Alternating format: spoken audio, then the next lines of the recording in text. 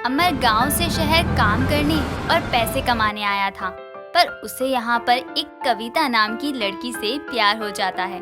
कविता एक अमीर घर की लड़की थी, पर उसकी फैमिली में सिर्फ उसकी माँ पूजा ही थी।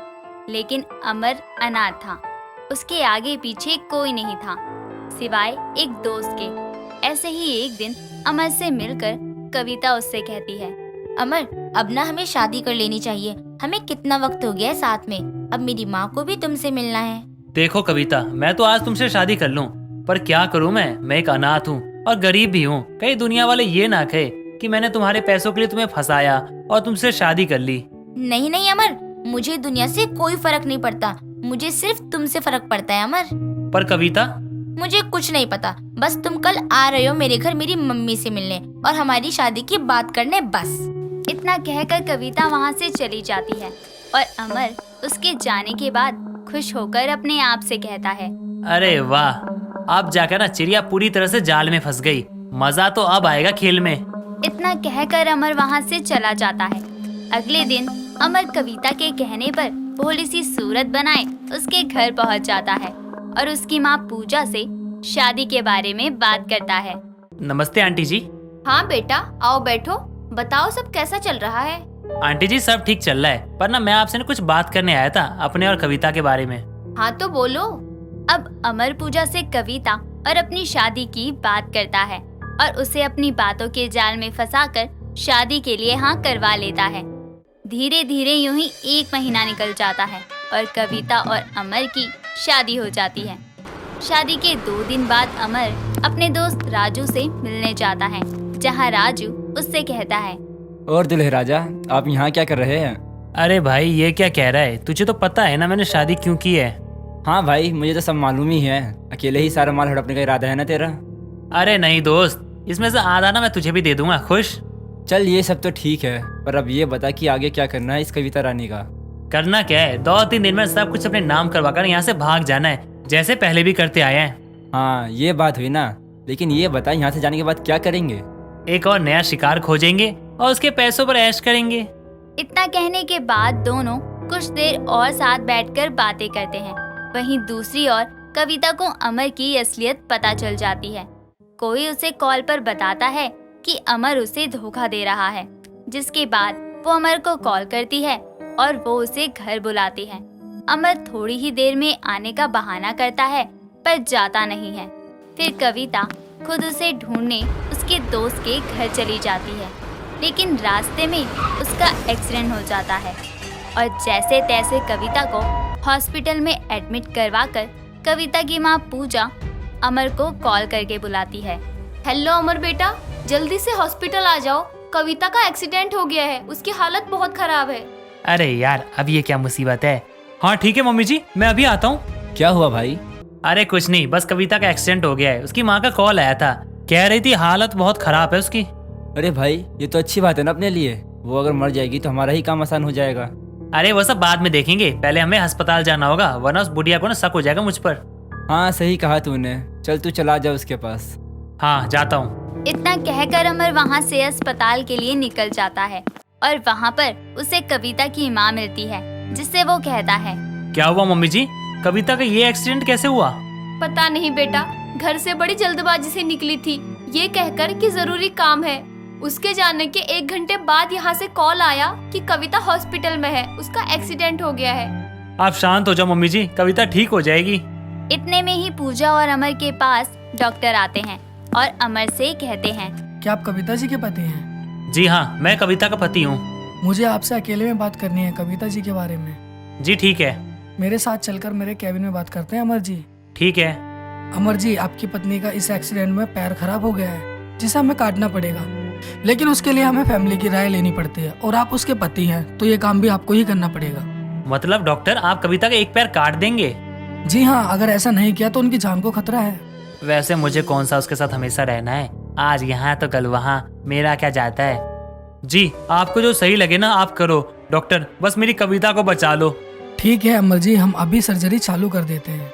इतना कहकर डॉक्टर ऑपरेशन की तैयारियां शुरू कर देते हैं। 2 घंटे तक कविता का ऑपरेशन चलता है और उसका एक पैर काटकर नकली पैर लगा दिया जाता है। अब उसका ऑपरेशन हो जाने के बाद पूजा और अमर उससे मिलने जाते हैं।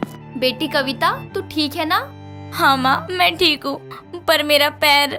चुप हो जाओ कविता, तुम्हारा एक पैर गया तो क्या हुआ, मैं हमेशा तुम्हारे साथ हूँ। और ऐसी कौन सी जरूरी बात आ गई थी जो तुम भागी भागी कहीं जा रही थी? कविता उस समय अमर की सच्चाई उसे पता चल गई है। ये बात अमर और अपनी माँ के सामने नहीं कहती और बात बदलकर कविता कहती है। हाँ सही कहा तुमने अमर, तुम मेरे साथ हो तो मुझे किसी और चीज की जरूरत ही नहीं है। तुमसे अच्छे तो दुश्मन होते हैं, सामने से वार करते हैं, प्यार की आड़ में नहीं। मैं तुम्हारा पूरा ध्यान रखूंगा कविता। अब कविता कुछ दिन और अस्पताल में रहती है, लेकिन दूसरी ओर अमर मौका देखकर कविता के सारे पैसे और गहने लेकर फरार हो जाता है। जब ये बात कविता को पता चलती है तो कविता हॉस्पिटल से लंगड़ाते हुए अपनी नकली पैर के साथ वहाँ से पुलिस स्टेशन जाती है अमर की शिकायत करने के लिए, लेकिन वहाँ उसकी कोई नहीं सुनता और वो बेचारी रोती हुई अपने घर आ जाती है। वहीं दूसरी ओर अमर अपना दूसरा शिकार यानी दूसरी लड़की को अपने प्यार के जाल में फंसाने की सोचता है। और फिर एक दिन उसका दोस्त राजू अमर को एक लड़की के बारे में बताते हुए कहता है। सुन भाई अमर, तेरे लिए एक अच्छी खबर है। क्या बात है, जल्दी बता। एक और नया शिकार मिला है मेरे भाई। शिकार? अरे लड़की यार। ओ लड़की यानी पैसा? हाँ पैसा, बहुत अमीर है वो। और तो और उसके घर में उसके अलावा कोई नहीं रहता। उसकी पूरी फैमिली यूरोप में रहती है और उसका नाम प्रिया है। चल ठीक है भाई, अब तो मिल ही लेते हैं प्रिया से भी। दोनों कुछ देर और बातें करते हैं, जिसके बाद राजू अमर को प्रिया की सारी जानकारी देता है और उसे एक पार्क के बारे में बताता है जहां प्रिया हर दिन टहलने जाया करती थी। अगले दिन ठीक उसी समय पर अमर पार्क में जाकर प्रिया का इंतजार करता है। कुछ देर बाद प्रिया पार्क में आती है और अमर बहाना करके प्रिया से बातें करता है और पहले उससे दोस्ती करता है और फिर हर दिन उससे मुलाकात करता है। और एक दिन एक कॉफी शॉप में अमर प्रिया से कहता है, प्रिया तुम्हारा शादी के बारे में क्या सोचना है? अभी तो कुछ नहीं सोचा है। पर मैंने तो काफी कुछ सोचा है। जैसे? क्या तुम मुझसे शादी करोगी? अमर की बात सुनकर कुछ देर प्रिया शांत हो जाती है और कुछ देर बाद शादी के लिए हाँ कह देती है, जिसके बाद अमर मन ही मन खुश हो जाता है। उसे लगता है कि अब प्रिया उसके प्यार के जाल में फंस गई है और कुछ दिनों बाद दोनों शादी कर लेते हैं। अमर शादी के बाद प्रिया के साथ ही उसके घर में रहता है और शादी की पहली रात उसे नींद की दवाई दूध में मिलाकर पिला देता है, जिसे पीकर प्रिया बेहोश हो जाती है। जिसके बाद अमर कहता है, क्या बात है, बड़े प्यार से प्रिया सो गई है। चलो अब ना अपने काम पर लग जाता हूँ, पहले राजू को बुला लेता हूँ। हेलो राजू भाई, जल्दी से यहाँ आजा भाई। कहाँ भाई? अरे प्रिया के घर में, उसे ना नींद की गोली देकर ना सुला दिया है, जल्दी से आजा। यहाँ से ना सब कुछ समेट के ना फरार हो जाते हैं। बस अभी आया। इतना कहने के बाद अमर प्रिया के घर की अलमारी में से गहने निकालने लगता है और इतने में वहाँ राजू भी आ जाता है। और अब दोनों घर में से सब समेट कर भागने ही वाले थे कि वहाँ अमर के सामने उसकी लंगड़ी बीवी कविता सामने आ जाती है। कविता तुम यहाँ कैसे? क्यों हैरानी हुई मुझे यहाँ देखकर तुम्हें कि तुम्हारी लंगड़ी बीबी यहाँ तक कैसे आ गई और उसे अपने फरार पति के बारे में कैसे पता चला? तुम्हें क्या लगा था कि जैसे तुमने मुझे लूटा वैसे ही तुम बाकियों के साथ भी करके फरार हो जाओगे? अरे कविता, ये तुम क्या कर रही हो? मैंने तुमसे ऐसा कब कहा कि मैं तुम्हें लूट कर भाग गया? मेरी कोई मजबूरी थी यार कविता, समझो। क्या समझू? अब तुम्हारा खेल खत्म। अमर एक बार पीछे तो देखो तुम। अमर अब पीछे मुड़कर देखता है तो उसके पीछे प्रिया और पुलिस खड़ी होती है। अमर को अब समझ नहीं आता कि ये सब हुआ तो हुआ कैसे। और अब कविता उसे बताती है कि प्रिया कविता की दोस्त है जो कि पुलिस में काम करती है और अमर को पकड़ने के लिए उन्होंने ये पूरा प्लान बनाया था ताकि अब अमर किसी और को लूटकर फरार ना हो सके। पुलिस अमर को पकड़कर ले जाती है।